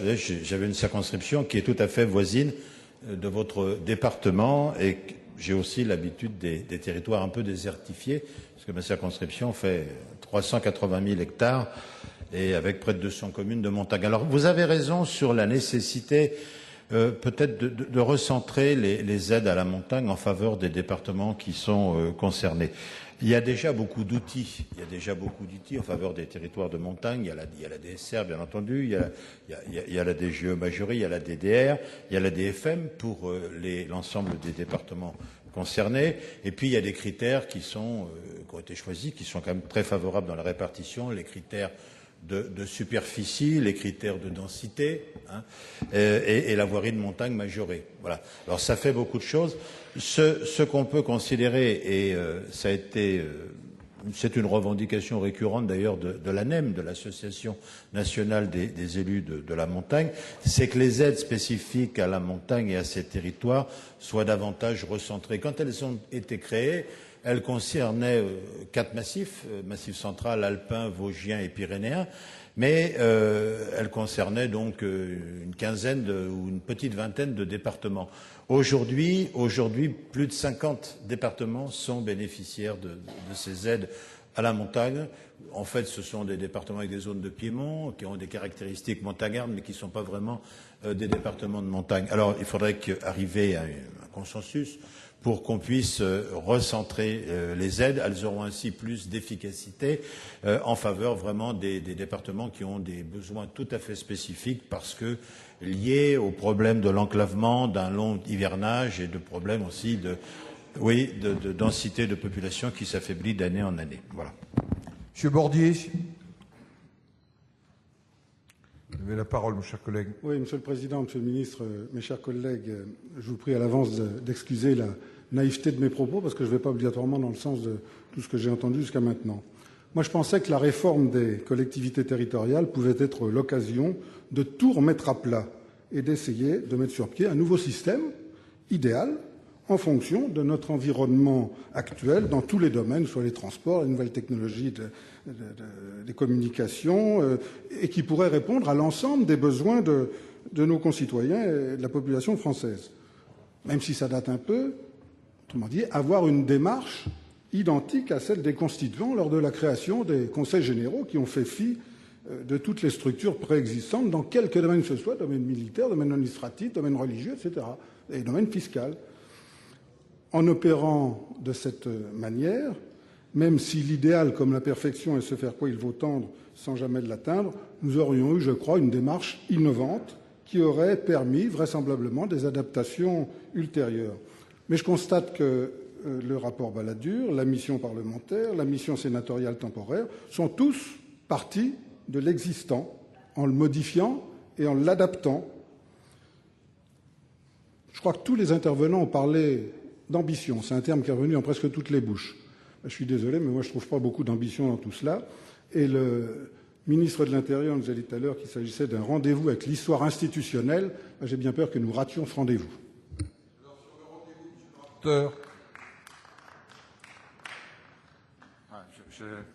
Je vais mesurer mon propos. Bien sûr, oui, tout à fait.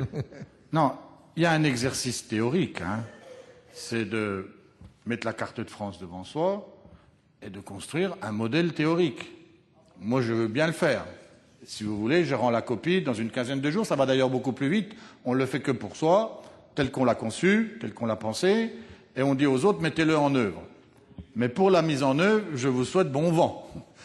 Je pense qu'il faudrait au moins que cette réforme, il faut qu'il y ait une réforme, nous en sommes d'accord, il faut au moins qu'elle puisse être mise en œuvre. Si c'est derrière un aveu d'impuissance et la mise au placard immédiate de tout ce qui aurait été voté ici, ça n'aura aucun sens. Donc je crois que les propositions qui sont faites ne partent pas de l'idée que tout ce qui est mauvais. Nous l'avons dit, répété, et nous l'avons justifié. Nous partons du principe qu'il faut améliorer le plus possible ce qui est, et tracer des améliorations dans le temps, parce qu'il est très difficile de tout traiter en instantané. Ce n'est pas du passé, faisons table rase, ce n'est pas ce que nous avons voulu, et je dirais, nous l'assumons complètement. Monsieur le ministre, vous vouliez ajouter quelque chose? Monsieur puis Madame Escoffier, puis Monsieur Guillaume, Monsieur Bontemps. Bien, moi je bien tenir votre temps. Je souhaite attirer votre attention, Monsieur le ministre, sur les propositions du Comité pour la réforme des collectivités territoriales. De fait, si celle-ci plaide en faveur d'une synthèse entre la légitimité démocratique des communes, l'efficacité et la vision stratégique que mettent en œuvre leurs structures intercommunales, il faut toutefois noter que les maires s'opposent à toute imposition de supracommunalité sans volontariat, conduisant à une dilution des communes dans des ensembles plus larges. Dans le cadre de la prochaine réforme, les maires insistent également sur la nécessité d'engager simultanément une réflexion sur la commande publique et sur le maintien d'un lien avec les activités économiques des PME. En effet, le regroupement des marchés publics à un niveau plus important en volume peut écarter dans les zones rurales, mais aussi en zones périurbaines, les petites entreprises ou commerces qui sont autant de marchés de proximité et qui ne seraient plus à même de répondre à des appels d'offres, tant en raison de l'augmentation significative des montants des dits marchés que de l'accroissement du formalisme qui accompagne les seuils plus élevés. Surtout, il demande que cette réforme historique soit menée en association avec les élus locaux de façon à coller aux spécificités des territoires et obtenir le plus large consensus. En conséquence, je vous prie, Monsieur le ministre, de bien vouloir nous préciser la position du gouvernement sur ces différentes propositions. Volontariat, regroupement de la commande publique en zones rurales et périurbaines, et ainsi que sur la concertation. Je vous remercie.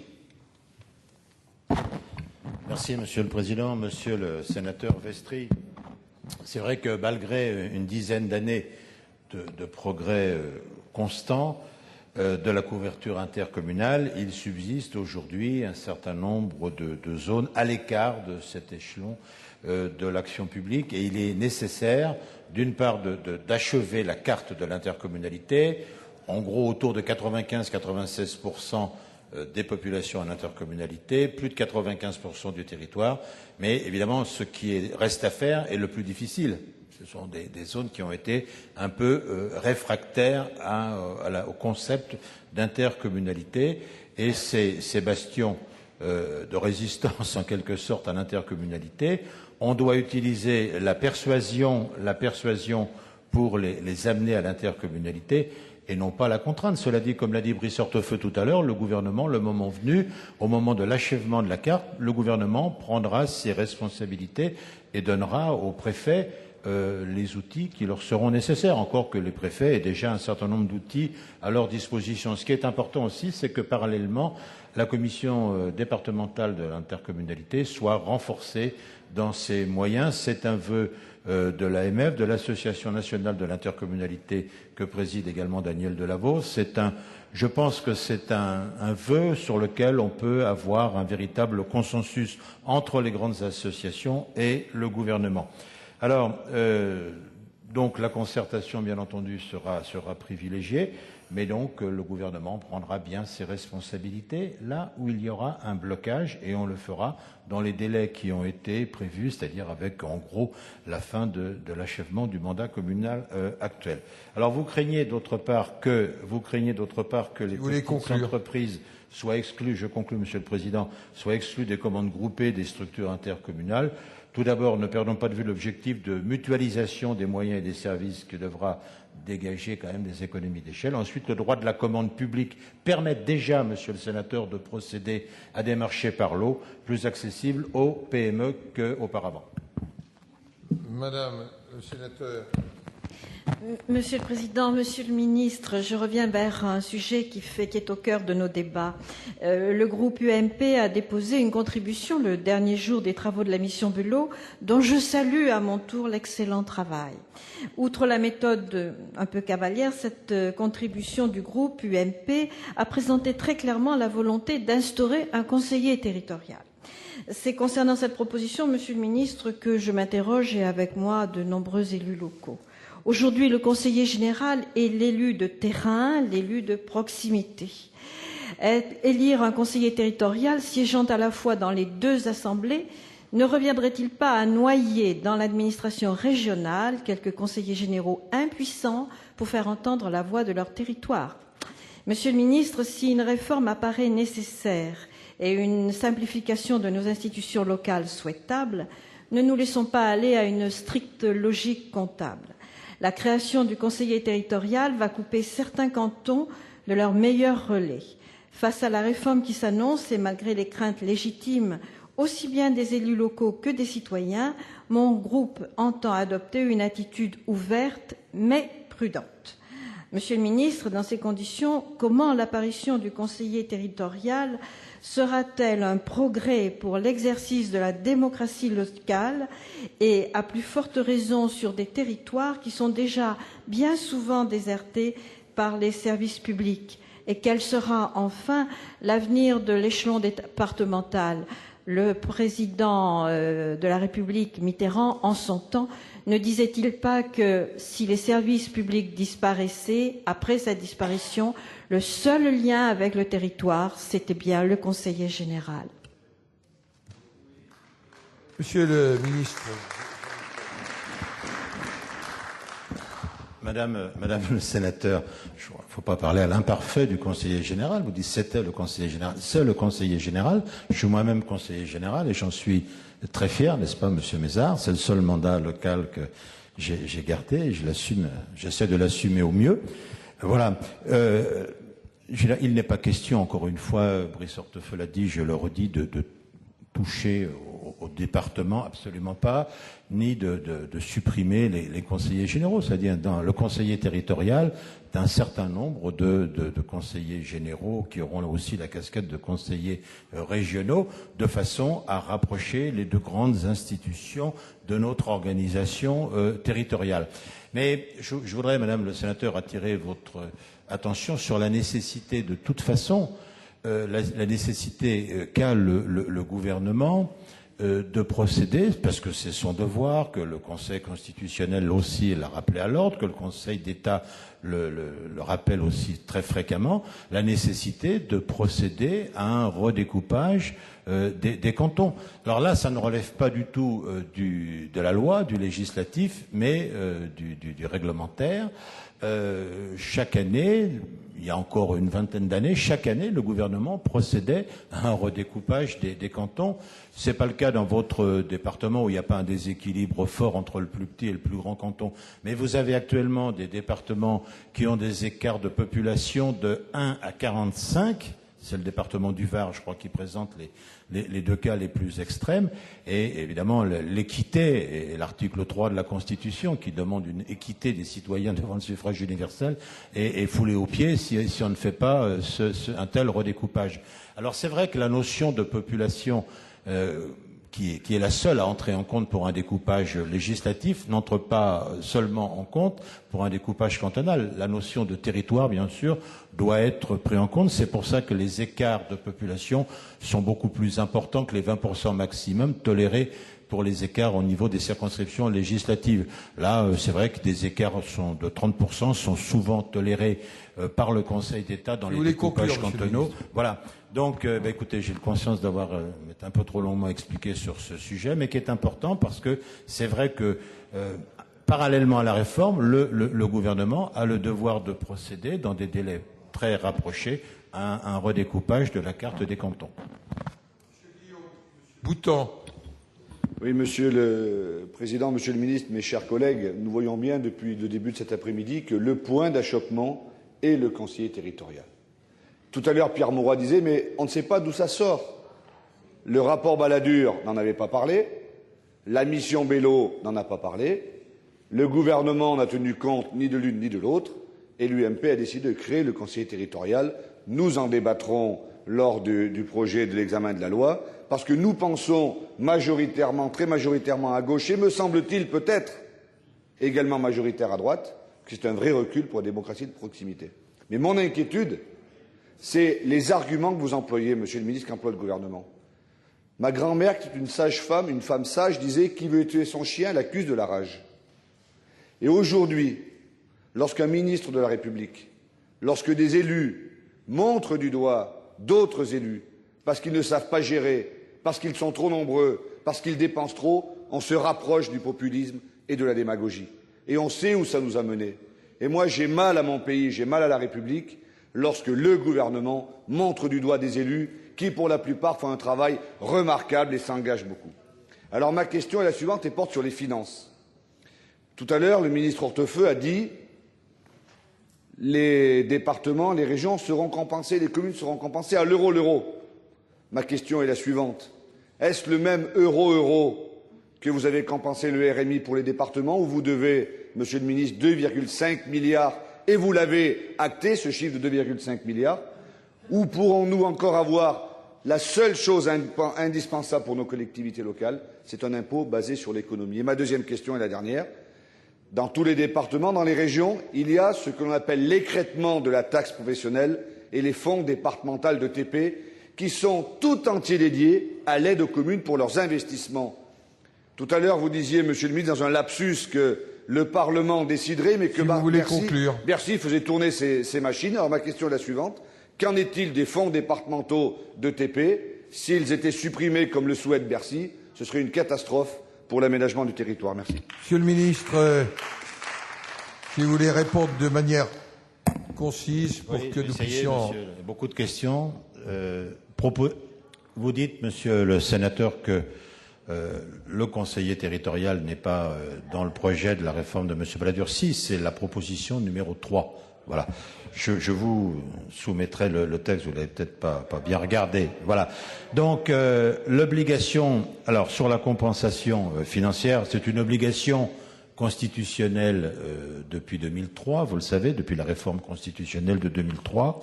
Et ces compensations se passent sous le contrôle d'une commission nationale d'évaluation qui est présidée par un de vos collègues parlementaires, Monsieur Carcenac, député socialiste du Tarn.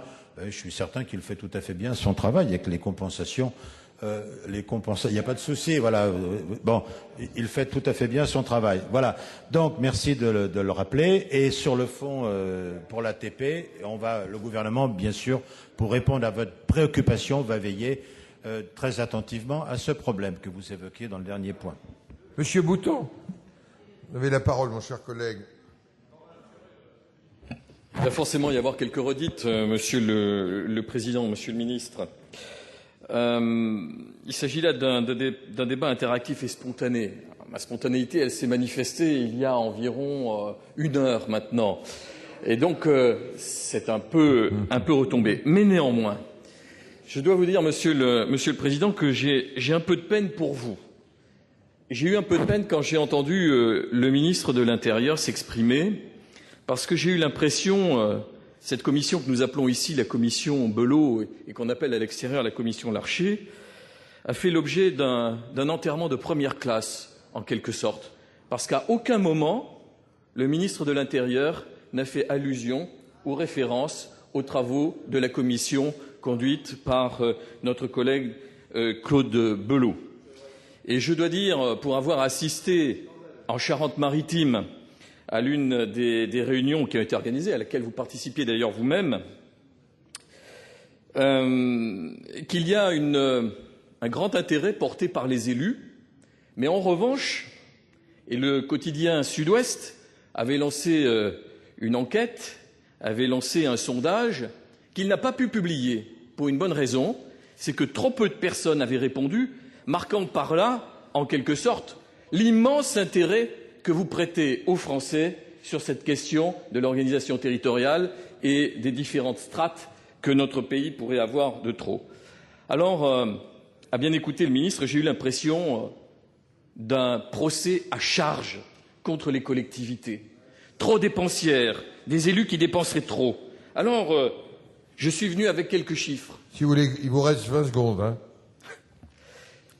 Coût des élus du département de la Charente, Conseil général de la Charente, 1 136 118,77 € pour les salaires bruts, les charges patronales et les frais de déplacement.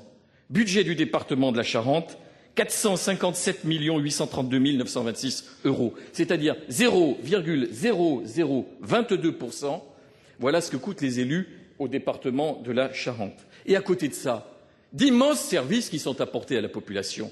Sur le plan social, les personnes âgées, les enfants transportés chaque matin au collège, les personnes handicapées. Si vous voulez conclure vraiment pour permettre... Alors, la question que je voulais poser, et j'y viens, c'est celle de la péréquation. Un mot que l'on n'a pratiquement pas entendu de cet après-midi dans cette enceinte. Quel partage entre ceux qui ont beaucoup et ceux qui doivent assumer des compétences obligatoires, plus un certain nombre d'autres, parce qu'ils sont sollicités par l'État pour construire une ligne grande vitesse, pour accompagner le plan de développement et de modernisation des itinéraires sur la voirie nationale, ou encore participer à des EPCC. Qu'en est-il vraiment de ce qui serait un grand projet pour notre pays, la péréquation? Une minute sur la péréquation. Monsieur le Président, alors pour faire très court, monsieur le sénateur Boutan, je crois que vous avez mal entendu, vous n'avez pas écouté peut-être, le ministre Brice Hortefeux, parce que écoutez, j'ai ses propos, il a rendu un hommage, je remercie tout, je le cite entre guillemets, je remercie tout particulièrement le président Claude Belot, les rapporteurs Yves Cratinger et Jacqueline Gouraud. Voilà son... Bah, c'est nul. Non, il l'a dit, mais faut pas. Et vous me permettez, parce que je crois qu'on arrive à la conclusion du débat, de renouveler mes félicitations au sénateur Bello, à Madame Gouraud, à Monsieur Cratinger, qui ont fait un travail formidable, très, très dense, et bien entendu, le gouvernement en tiendra le plus grand compte. Sur la réponse à la péréquation, j'ai déjà évoqué à plusieurs reprises la péréquation. J'y ai répondu tout à l'heure, Monsieur le sénateur. Donc, comme Monsieur le Président me demande d'aller vite, je vous ferai la même réponse en disant que la péréquation, c'est un axe majeur de la politique du gouvernement dans ce domaine. Monsieur Vassel, en une minute. Président, vous faites bien de préciser le temps. Notre collègue de Lyon a eu raison de dire tout à l'heure que cette réforme, je crains fort moi-même qu'elle ne soit pas à la hauteur de l'ambition du plus grand nombre d'entre nous. Vous m'excuserez, monsieur le sénateur Bello, président de la mission avec les deux rapporteurs, mais j'ai eu le sentiment qu'il y avait véritablement une volonté de réforme dans les membres de cette mission, et j'ai l'impression qu'il y a eu un vent de conservatisme qui vous a traversé pendant un temps. Quand j'en prends connaissance de vos conclusions, je voudrais dire, monsieur le ministre, que j'ai le sentiment qu'il faudrait au minimum remplir 3 conditions pour réunir cette réforme, et ma question, c'est de savoir si vous partagez ce sentiment. La première, il faudrait que nous réussissions les uns les autres, de chaque bord, de mettre de côté nos arrière-pensées politiques. Je le dis à propos du conseiller territorial, parce que j'ai le sentiment que, de la part d'un certain nombre d'entre nous, il y a quelques arrière-pensées dans ce domaine. Abandonner également cet esprit de conservatisme qui anime un certain nombre d'entre nous. Et puis, monsieur le ministre, je pense que si vous voulez réussir cette réforme, il ne faut pas attendre 2014. Il faut battre le fer quand il est chaud. Reculer les élections régionales d'1 an et mettez en place la réforme dès 2011. Et troisième condition également, celle de la réforme des finances locales. Moi, j'ai participé aux commissions spéciales de la loi Pasqua et de la loi Voynet sur l'aménagement du territoire. Et M. Bello en faisait partie aussi de cette commission spéciale. Je pense que s'il n'y a pas une volonté politique forte, une ambition très élevée, et si nous ne mettons pas en œuvre une véritable réforme des finances locales qui permettra à chaque collectivité d'avoir son autonomie financière, je crains fort que cette réforme n'aboutisse pas et n'obtienne pas le résultat que nous en espérons les uns et les autres. Monsieur le ministre, et ensuite Madame Gouraud. Oui, Monsieur le Président, moi je suis d'accord avec le sénateur Vassel. Bon, mais le gouvernement, je vous rassure, Monsieur le Sénateur, entend agir vite. C'est dans le projet de loi de finances 2010 qui sera examiné par le Parlement dès le mois de septembre, comme chaque année, que sera contenue la réforme de la taxe professionnelle. Ça a été dit tout à l'heure, je vous le redis. Et puis le texte sur la nécessaire réforme des valeurs locatives sera très prioritaire dans le calendrier, avec parallèlement, bien sûr, les textes législatifs que nous proposerons au Parlement dès le mois d'octobre, dès la rentrée, pour cet ambitieux projet de réforme territoriale. Alors, il nous reste, mes chers collègues, Jacqueline Gouraud, M. Berthoud, M. Chevènement, et le président Blelot conclura nos travaux de cet après-midi. Le ministre, bien entendu, peut intervenir à tout moment. Je voulais dire un mot à mon collègue, M. Vassel. Peut-être n'avez-vous pas suivi avec assiduité le travail de la Commission, et c'est tout à fait normal puisque vous aviez sûrement d'autres responsabilités dans d'autres missions, mais je voulais vous dire qu'il y a eu un travail très important, et comme je l'ai dit tout à l'heure, et beaucoup de mes collègues ici sur tous les bancs ont employé le même mot, socle. Il y a un socle sur lequel on a débattu et sur lequel nous sommes, alors je dirais presque globalement d'accord. Ce qui n'exclut pas, et je l'ai dit dans mon intervention, qu'après, aujourd'hui nous étions des rapporteurs d'une mission, qu'après chacun reprendra sa place dans son groupe et aura ses positions personnelles dans un débat parlementaire. Et je vous mets en garde de faire, et de faites attention, de ne pas caser les gens dans des petites boîtes en pensant à ceux qui sont conservateurs et à ceux qui sont progressistes. Je crains que vous ayez des surprises sur les progressistes et les réformateurs et sur les conservateurs un de ces jours. Voilà. Notre collègue Berthoud, très brièvement. Très brièvement, Monsieur le Président, Monsieur le Ministre, simplement parler des élus de proximité. Tous ici, nous sommes élus, nous apprécions la proximité et on est reconnus bien souvent par cette proximité. Le maire est dans la population française l'élu le mieux reconnu, viennent ensuite les conseillers généraux, plus ensuite les conseillers régionaux. Plus vous vous éloignez de la décision, moins vous êtes perçu. Or, aujourd'hui, Monsieur le Ministre, ce que vous proposez avec ces conseillers territoriaux, c'est d'éloigner la décision, c'est d'éloigner les élus du terrain. Or, si vous l'avez annoncé et que nos administrés ne comprenaient plus grand-chose aux différents millefeuilles, il n'en demande pas moins vrai qu'ils savent apprécier les élus qu'ils rencontrent en permanence et dans la continuité. Ça, c'est une certitude. Et puis, ces élus de proximité, ce sont des élus qui rendent compte. Je ne veux pas dire que l'élu territorial que vous aimeriez mettre en place ne rendrait pas de compte, mais je dis simplement avoir à gérer des problèmes départementaux, des problèmes régionaux. Il appartiendra à de grande densité des tâches qu'en fait le pouvoir échappera aux élus pour passer à une administration beaucoup plus puissante, ce qui fait qu'en définitive, on ira à l'inverse du but recherché, l'élu sera éloigné de la décision.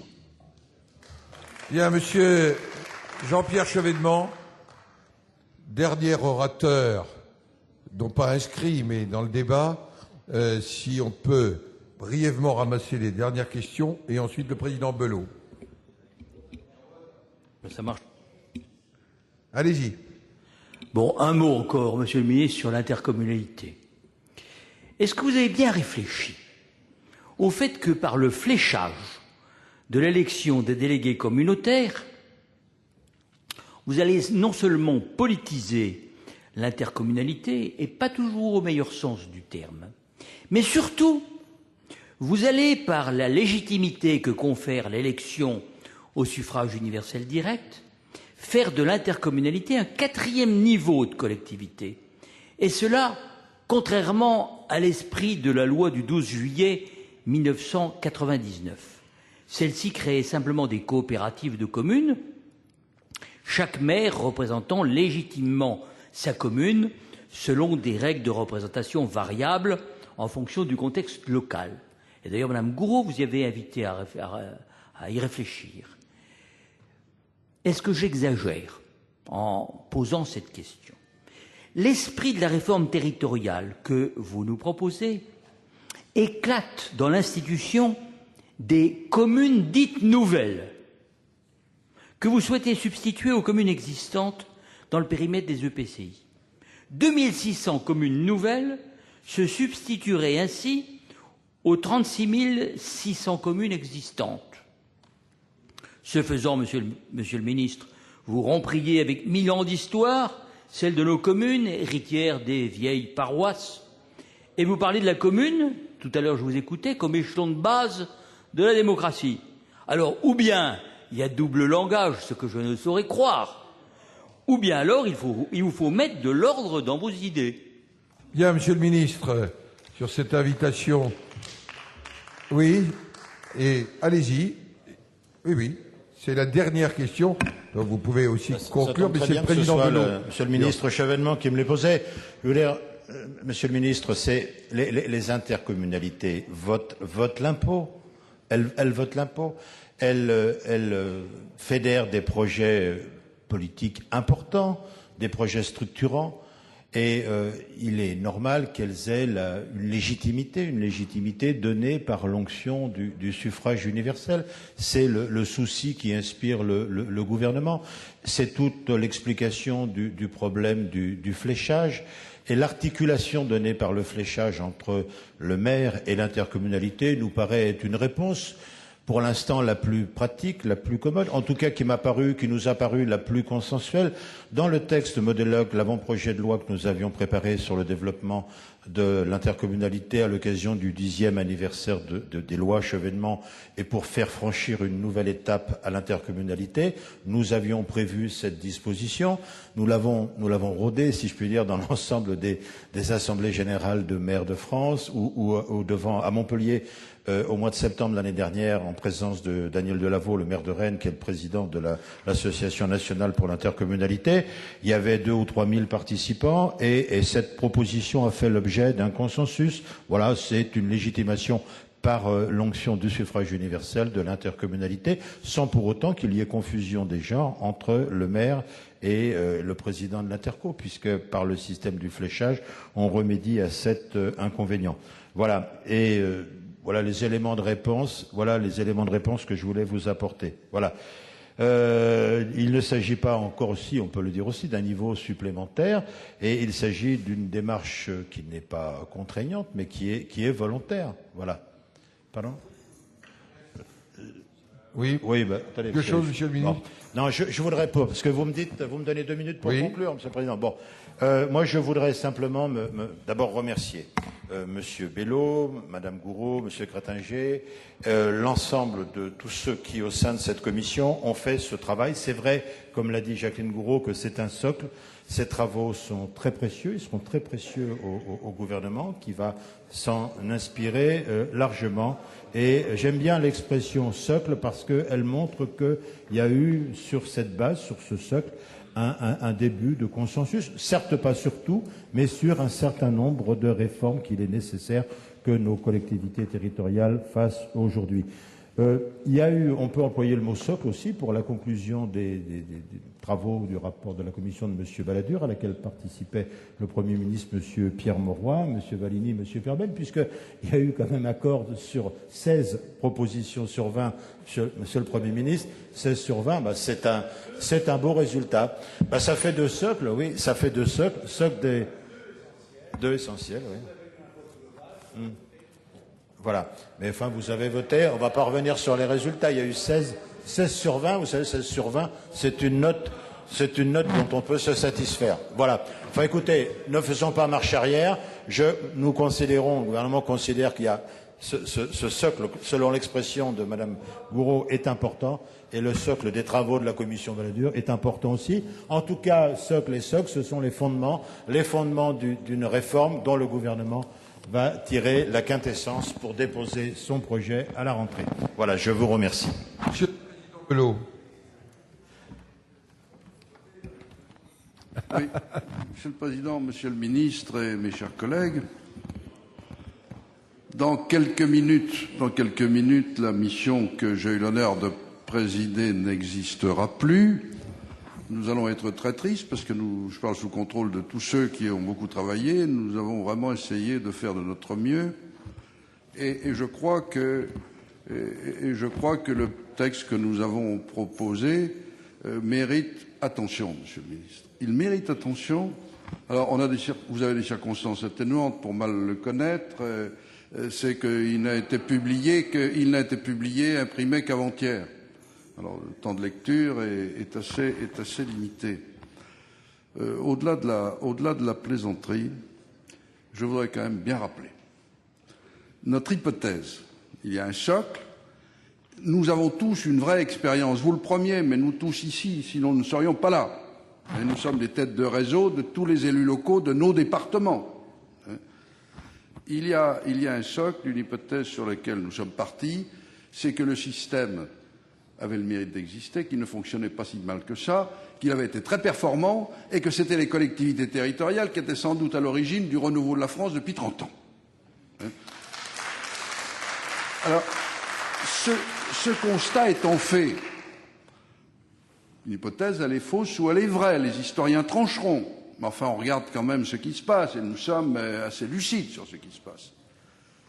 Ce constat étant fait, moi je crois que ce qu'il fallait faire, c'est améliorer la situation, améliorer le fonctionnement, faire la chasse au gaspillage, dire qui fait quoi, faire en sorte que la machine, cette belle horloge France, fonctionne mieux que ce qu'elle fait aujourd'hui. C'était toute l'hypothèse qui a sous-tendu notre travail. Notre travail n'a pas été fait contre le rapport Balladur. Je tiens à préciser que nous avons eu des rencontres avec M. Balladur, que j'ai eu des conversations personnelles avec lui sur le sujet, et que nous retenons l'essentiel des 16 propositions qui ont fait l'objet d'un consensus en les mettant un peu à notre sauce, mais il n'y a pas de contradiction entre ce que propose M. Balladur et ce que propose la mission sur un certain nombre de points. Alors, les points de divergence, c'est que nous avons voulu dire finalement, mais ça c'est l'esprit girondin, on n'est pas dans l'esprit de Jacob, on est dans l'esprit de Gironde, mais l'esprit de Gironde a souvent soufflé ici dans ces murs. Nous sommes dans la logique de donner aux collectivités territoriales la maîtrise de leur destin. Nous savons tous qu'il faut faire des grandes métropoles de dimension européenne. C'est dit par M. Balladur, c'est dit par sa mission, nous le disons, de dimension européenne. C'était réclamé par M. Collomb cet après-midi, tout cela était très clair, c'était réclamé par Alain Juppé à Bordeaux, et partout nous l'avons vu, tout ça était évident. Mais que les gens du coin se débrouillent à construire leur outil, il faut que la loi leur donne cette liberté. C'est ça notre esprit. C'est ça notre esprit, que ça ne vienne pas d'en haut, qu'ils aient la capacité à le faire, ce qui n'est pas le cas aujourd'hui. Que pour l'intercommunalité plus fine, arrêtons que des communes qui sont dans rien, qu'elles y soient mises, si possible, par la peau du dos, si elles ne veulent pas comprendre. Que les intercommunalités qui ne produisent rien, que celles qui coûtent cher, soient obligées d'entrer dans des périmètres plus pertinents. Et nous demandons que l'État supprime tous les verrous qu'il a lui-même créés pour empêcher les communes, parce que je pourrais vous en citer un certain nombre, il en figure dans le rapport, tout ce qui empêche les communes notées de devenir plus grandes, alors qu'on sait que l'intérêt général, c'est quand même certainement celui-ci. Donc voilà l'esprit qui était le nôtre. Alors il y a l'histoire du département et de la région. Ici, il y a des départementalistes, il y a des régionalistes. L'analyse de François Patria est la bonne. On sait tous que dans le système électoral des conseillers territoriaux, il y a eu une grande inflexion. La première mouture était plutôt favorable au département. La deuxième mouture est favorable au pouvoir régional. Les départements vont être dilués dans un système dans lequel ils n'auront pas capacité à faire grand-chose. Ça sera trop mal. Moi, j'ai été conseiller général pendant 38 ans et demi. J'ai abandonné cette fonction il y a quelques mois. J'ai présidé un conseil général bien longtemps. et j'ai été premier vice-président de région dans une autre vie avant d'être ici, donc je connais quand même un peu l'apologe dans tout cela. Il faut que les départementalistes qui sont ici plus très nombreux dans la salle peut-être, mais qui sont nombreux au Sénat, comprennent bien ce qui se passe. Il faut qu'ils soient lucides, et je leur dirai, et j'espère que nous leur dirons, parce que le département, comme ça a été dit à plusieurs reprises, était un superbe outil qu'il faut faire vivre, auquel il faut permettre d'agir. Et nous avons voulu tout simplement clarifier les relations entre région et département, en fixant bien les règles des compétences, ce que fait Pierre, Paul ne pourra pas le faire. Et puis il faut quand même, et nous avons eu un grand débat sur tout cela, débat qui était récurrent à chaque instant. Il y a 10 ans, personne ne pensait que les collectivités territoriales seraient les actrices majeures du haut débit en dehors des grandes villes. C'est pourtant le cas aujourd'hui. Il faut que ces collectivités territoriales, lorsqu'il y a nécessité d'agir, que ces collectivités territoriales aient la capacité de le faire, tout simplement qu'on ne les empêche pas par la loi de le faire. Parce qu'à ce moment-là, ce formidable élan de la décentralisation, cette capacité d'initiative serait complètement anéantie. Et puis, au-delà de tout cela, je vais revenir sur des choses plus humaines peut-être.